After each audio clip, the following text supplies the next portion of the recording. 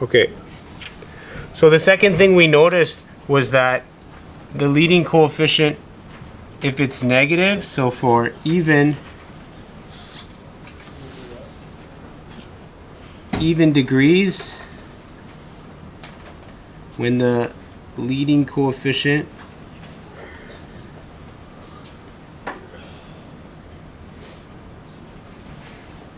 is negative, or sorry, when the leading coefficient is positive, both y goes to positive infinity. So both n behaviors. It's hard to see.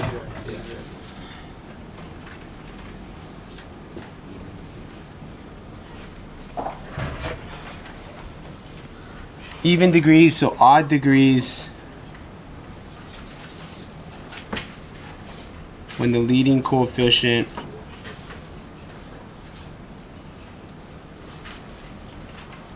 is positive, when x goes to positive infinity, y goes to positive infinity. Okay? And this is vice versa. When it's negative, they go to negative, and when this is negative, this goes to negative.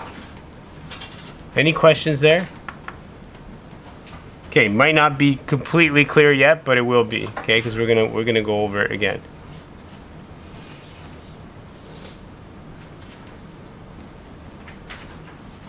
Okay, the last thing I want you to notice is between the degree and the turning points.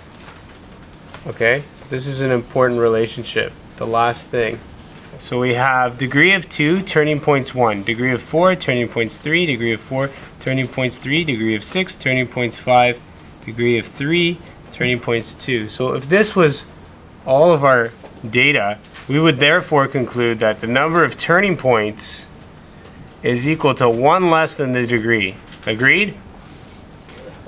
And we know that from y equals x squared. There's 1 turning point and the degree is 2. However, unfortunately, if we turn the page, 5, 4, oh, our first one.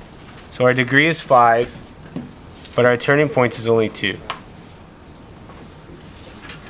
So we got a problem there. Next one, we have 3 as the degree, and we have 0 turning points. And then we have 4, and then we have 1. So here there's a difference of 3, difference of 3, difference of 3, and everything else there's a difference of 1.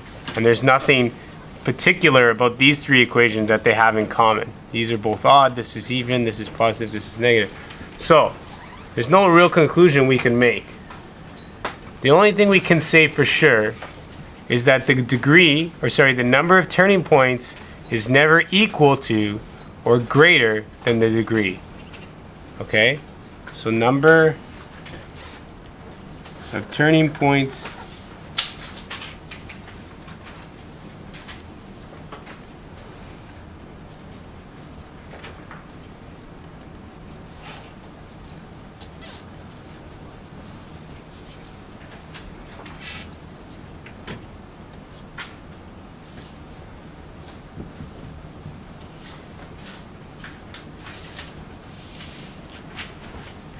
So the number of turning points is at a maximum of n minus 1, where n is the degree.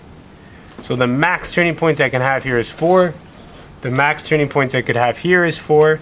The max turning points I could have here is 2. The max turning points I could have here is 3. Doesn't necessarily mean it's going to be 3, but that's the maximum. Okay? That'll become really important later when we're trying to identify from the graph what this exponent could be.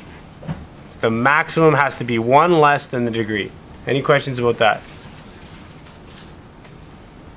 So I'm just going to reiterate that in an example here. If I had this,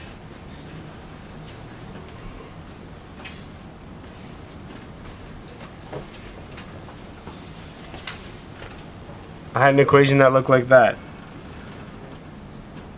Sure. Okay. This graph could have a maximum turning points of 8.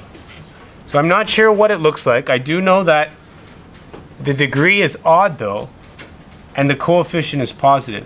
So I know over here it's going to go up, and I know over here it's going to go down. You guys understand that? How we've already figured that out? And now I know it's going to turn in here somewhere. It has to turn at least once, right? It's got to turn 1, 2, 3, 4, 5, 6, 7. It can go 8 times. 1, 2, 3, 4, 5, 6, 7, 8. Okay, so it could look like that. Or it could not turn 8 times, but the end behavior is still going to be the same. Maybe it turns like this. Okay, I don't know without a graphing calculator, without an app that can graph that, but I know it can have a maximum turning points of 8. And I know it's going to go up here and it's going to go down here. That's important, okay? That's the conclusions we've drawn already. Any questions?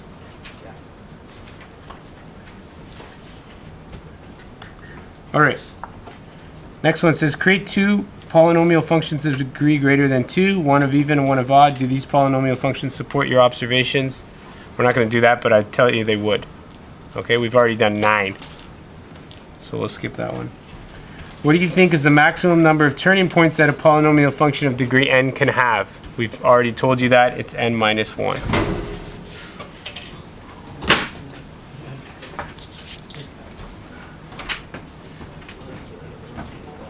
Okay.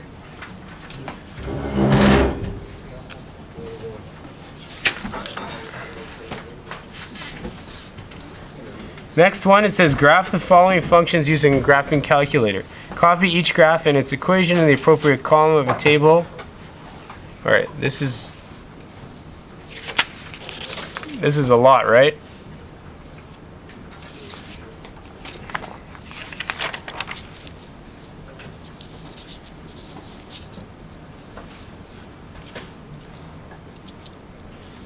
Okay, we're gonna talk about this. This would take about an hour if we were to do it all.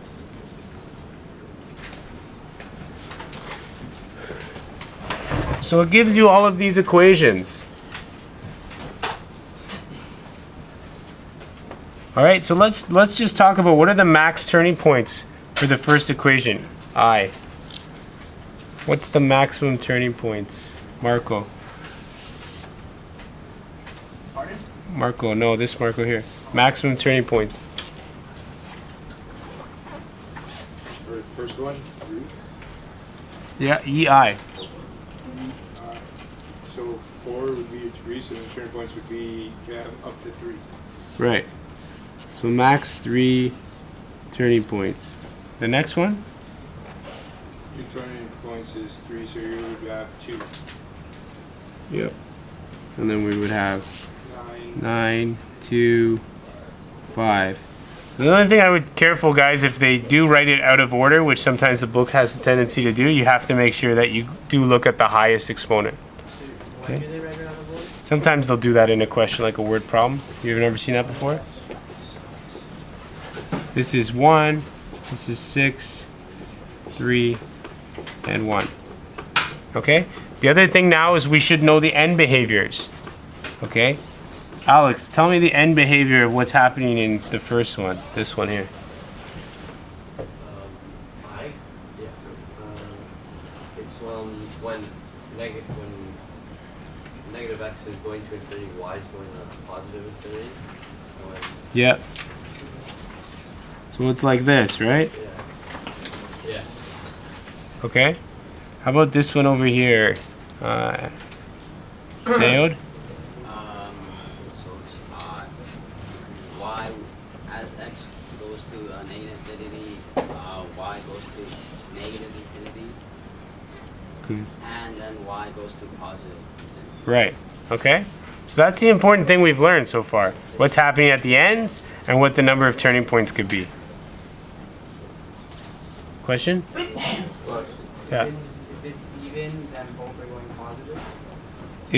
If it's even and the coefficient is positive, then both are going up. Yes. If it's negative coefficient, both are going down. And if it's odd and it's positive.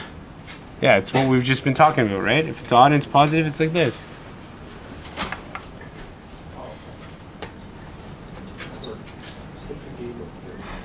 Okay.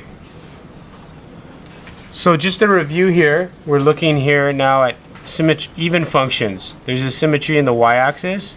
odd functions, there's a rotational symmetry around the origin.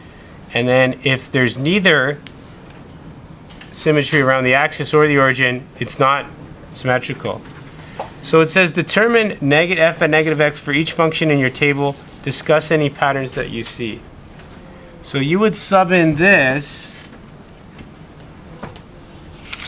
negative x to each function. So let's do one here. Let's do this one. So we're going to sub in f at negative x of ix. So this example, ix right here. So wherever I see x, I'm going to put in negative x.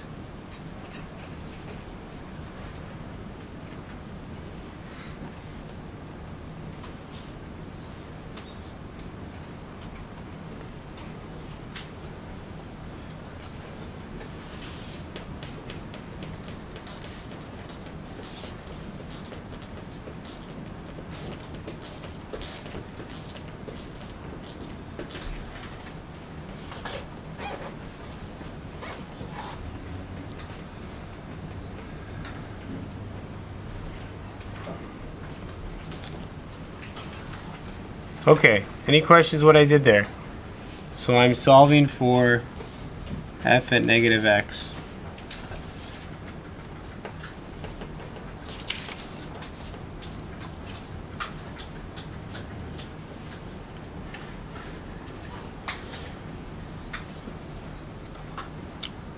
Okay, so remember, for odd functions to happen algebraically, what's happening algebraically for odd functions? Who can tell me? Let's just review from last chapter. Odd functions, what's happening? Yep. f of negative x is equal to negative f of x. Perfect. Okay, and for even functions?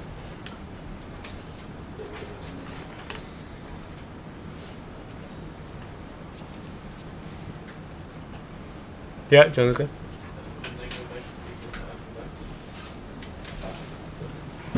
Okay, so right away we can see then that this equation is not the same as this equation. So this is not an even function. You guys understand that? So the only other one to check, oh, that's it.